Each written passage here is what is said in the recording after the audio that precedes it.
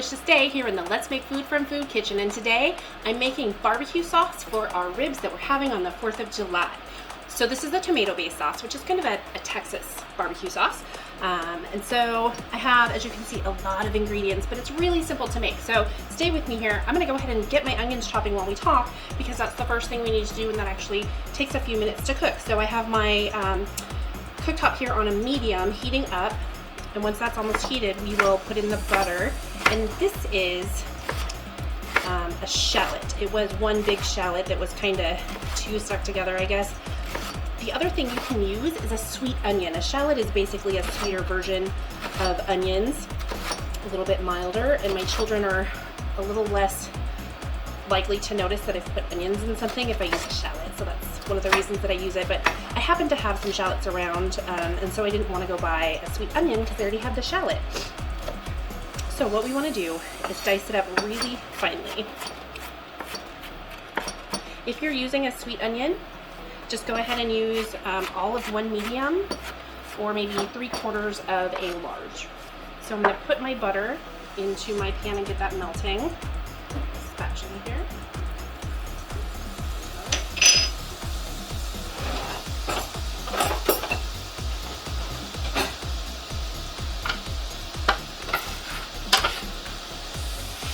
Take my bench knife.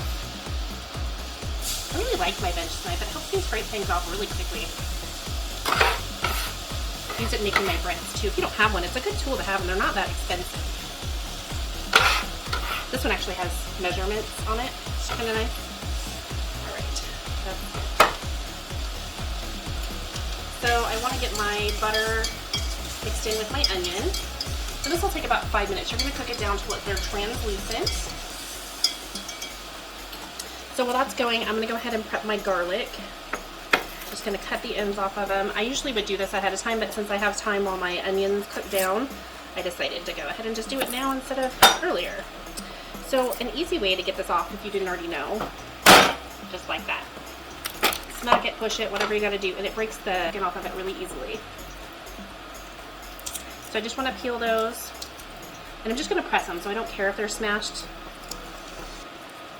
These garlic cloves are kind of big, so they're not going to fit in my press very well. I'm going to cut them down a little bit. Stir this up. With these shallots, they're going to cook a little bit quicker than an onion will, just because they're so much thinner. So do keep an eye on it. But I'm going to press these right into my pan.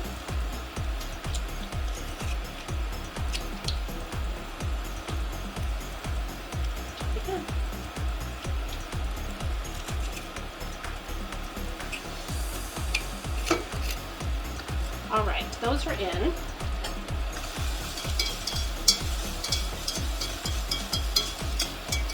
So that's going to cook down. I'm going to go ahead and get rid of some tools and make some more room. All right, the next thing I want to prepare is my lemon. I need 2 tablespoons of lemon juice, and I always prefer to do mine fresh squeezed if I can. So I have this little juicer that just does a nice job. Sometimes I have to squeeze out a little bit more. So I want to get every little bit I can. Use a lot of juice, so lemon juice. My onions are translucent, so I'm going to go ahead and start adding my ingredients. I need 2 tablespoons of this lemon juice. Ooh, that was perfect. Okay, I have 2 3/4 cups of water, and I want to bring all of these ingredients to a boil. And we are adding everything in at this point. The tomato paste. This is the tomato paste that we make. If you look down in the description, there will be a link to this tomato paste. Pretty soon I'll be making more with my tomatoes from my garden. I'm pretty excited about that. I'm going to make some tomato sauce too. So that'll be coming up in the future. And then what else do I need my spatula for? Honey. This is that local honey I picked up in Gallatin. It's a 1/2 cup of local honey. And this helps sweeten it up without using as much regular sugar. If you don't have any honey, you could use a whole cup of sugar, brown sugar. Okay, up next, I'm going to go ahead. I'm just going to do all my liquids, I think. This is Worcestershire sauce. I never can say it correctly.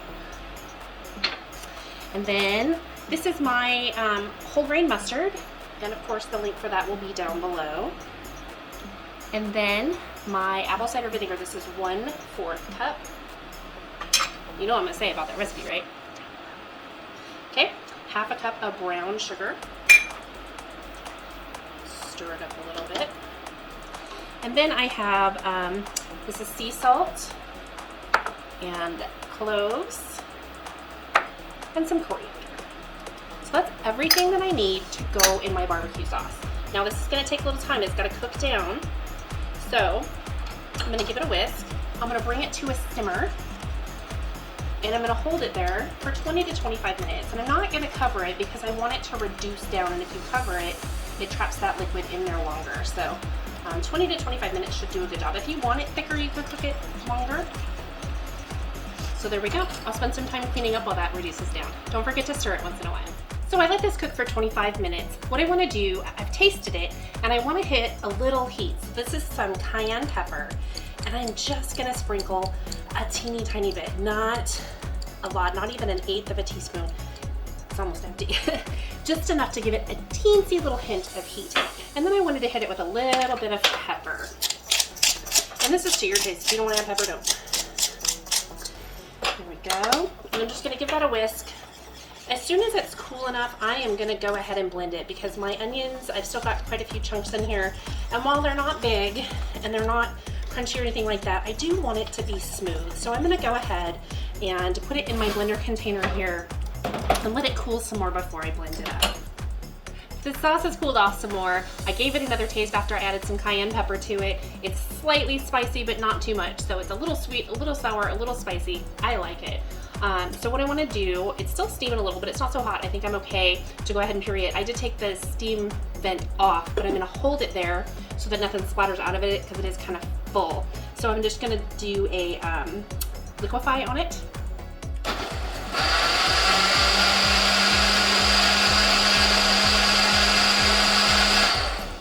There we go.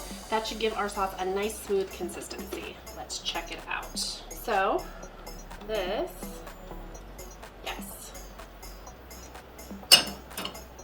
Good. Last thing, I've got a jar with a storage lid. I'm gonna go ahead and pour my sauce in there. I probably have too much for this jar, but that's okay because I'm gonna use some of it coming up tomorrow.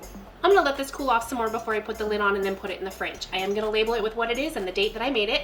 It'll sit in the fridge for 5, 6, 7 days. You can freeze it. However you want to store it. It'll last in the freezer for quite a while. I'm going to use this on our 4th of July ribs, so I'm looking forward to that. Thanks for joining me here today in the Let's Make Food from Food Kitchen. I hope you've enjoyed this episode. If there's something you'd like to see me make, please tell me what it is down in the comments below and I'll take a look. From my kitchen to yours, let's make food from food. That's one boy puppy.